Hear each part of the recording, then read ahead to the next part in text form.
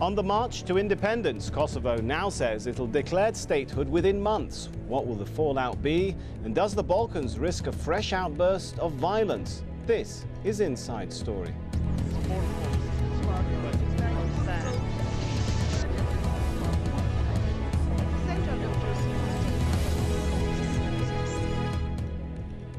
Hello, I'm Sami Zaidan. Well, attempts to broker a settlement between Serbia and its breakaway province, Kosovo, have ended in failure. Kosovo now says it'll declare independence within the next few months. So what does that mean for the Balkans, for Europe and for the rest of the world? Well, meeting in Brussels, EU foreign ministers have announced that nearly all member nations now back Kosovo's claim to statehood. The US, of course, also supports that move. Kosovan leaders have indicated they could declare independence as early as January. But Russia and Serbia remain vehemently opposed. Moscow fears, among other things, fueling the separatist movement in Chechnya. Well, on the streets of Kosovo, as you might imagine, everyone is talking about Kosovan independence this week. We are waiting impatiently for our independence. Maybe things will get better. Serbia will not give Kosovo its independence, and the negotiations have proved a failure. So we hope the international community will give the green light so Kosovo will announce independence. If the Albanians announce their independence, us Serbs will announce our own independent state in northern Kosovo. There's a real danger that the whole situation will explode again. Well, joining our discussion today are our guests in Pristina, Lulzim Petsi, Executive Director and one of the founders of the Kosovo Institute for Policy Research and Development. In Belgrade, Vladimir Radomirovic, Deputy Editor of Foreign Affairs at the Serbian daily Politika. And in Brussels, Lucia Montinaro-Jankowski, a Balkans expert. Thank you all for being with us. If I could start with Mr. Petsi, does a lack of agreement on the status of Kosovo, does that really mean independence is now inevitable? Yes, absolutely, because negotiations have failed and European Union has almost a full cohesion as far as recognition of independence of Kosovo is concerned. US is backing it, so we think that story more or less is finished. Right now it's just a matter of time. All right, let's bring in Mr. Radomirovic into that. Would you agree with that? It does seem like most of the international community is coming round to the sort of pro-independence camp, doesn't it? Yes, all except Russia, China, India, and so on. So there is no way, I must say, that Serbia is going to accept such an independence, because it's written in the Serbian constitution that Kosovo is integral part of Serbia, and it will be impossible for any government in Serbia to accept such a decision. But can it stop it? It may not accept it, may not like it, but can it stop it? Serbia cannot stop sovereign nations from accepting Kosovo's independence. Serbia cannot prevent Washington from accepting such an independence, but it can prove that such an act would be illegal and illegitimate, and it would create more instability in the Balkans. What about relying on the Russians? Can they block any moves towards independence through the Security Council? Yes, Russia has blocked the independence drive in the Security Council, but Russia has also said that it will not accept a unilateral independence. So we've heard from the Russian foreign minister yesterday that Russia thinks that such an independence would provoke more violence in the world, not just in the Balkans, but elsewhere in the world. Now, let's bring in Ms. Jankowski into the discussion now. From the perspective of Brussels, what is the European Union likely to recommend? I think now that the European Union has arrived to a virtual cohesion, apart from Cyprus, on the future recognition of Kosovo, they are still looking for some kind of, let's say, legitimacy from the UN, whether in the form of a Security Council resolution or whether in a letter from Ban Ki-moon, would certainly facilitate EU's political stance. Well, they might be able to get that, some analysts say, but ultimately, what is the European Union going to push for? Some sort of civilian oversight, a high representative for Kosovo, as we have had in other Balkan places? Indeed, I think some form of that. I mean, then there was obviously talk of this in the Ahtisaari's proposal.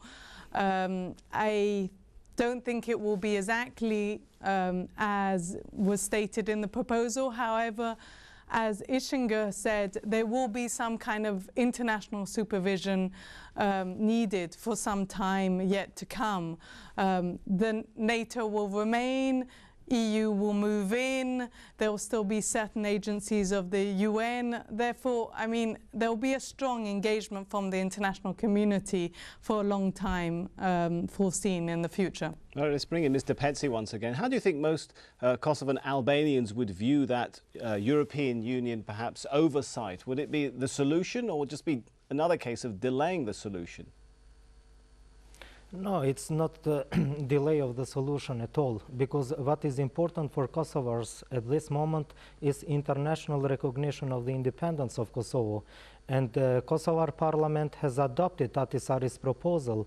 And as you know, Ahtisaari's proposal emphasizes the international presence here, meaning European Union presence and NATO presence. But as Moreover, we heard, sorry to we interrupt you, but as we just heard from Ms. Jankovsky, the Ahtisaari proposal might not be adopted in its entirety by the Security Council, particularly given the position of countries like Russia.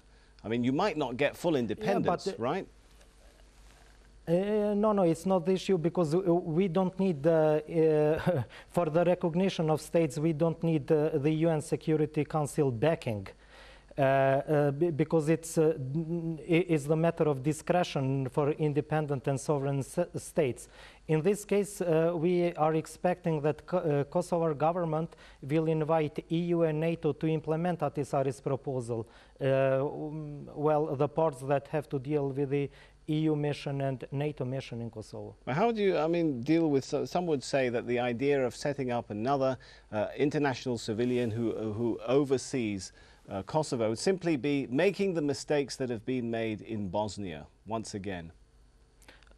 No, it's not exactly, because Kosovo needs right now protection, and in few years from now, because of the instability in the region, which is caused by Serbia, actually, which is not accepting independence of Kosovo, and which is not abiding to requirements of EU and Washington as far as independence is concerned.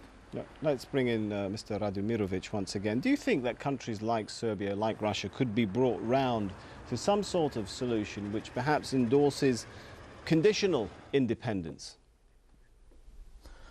Well, the only way for this to happen would be, and as Russia and Serbia have stated over the years, that that the EU should take a further step and bring in both Kosovo and Serbia into the EU as soon as possible. And I must react to what Mr. Petsi just said, and I must say that Serbia is not creating instability in the Balkans. Serbia is insisting on its sovereign rights, and Serbia is insisting on the territorial integrity of Bosnia and Herzegovina as well as Serbia. Okay, let's take the point to Ms. Janowski once again. The call there perhaps speeding up admission into the European Union for Serbia as well as Kosovo. Would that be a helpful solution? I mean, the European Union has made it clear that both Kosovo and Serbia are clear future members of the European Union. However, that speeding up is fairly difficult. We're talking about 80,000 pages of legislation that need to be adopted and implemented. So, I mean, these are certainly not things that can be done overnight. And certainly in Kosovo, there are still numerous huge reforms that need to be undertaken, both on the economic, on the judicial front. So, I mean, there can be clear political will and the steps be moved as fast as possible, but one cannot skip through those reforms which are obligatory. All right, well, it's time now for a short break. When we come back, we'll talk about the different scenarios after the failure to reach a political settlement to the Kosovo crisis. Stay with us.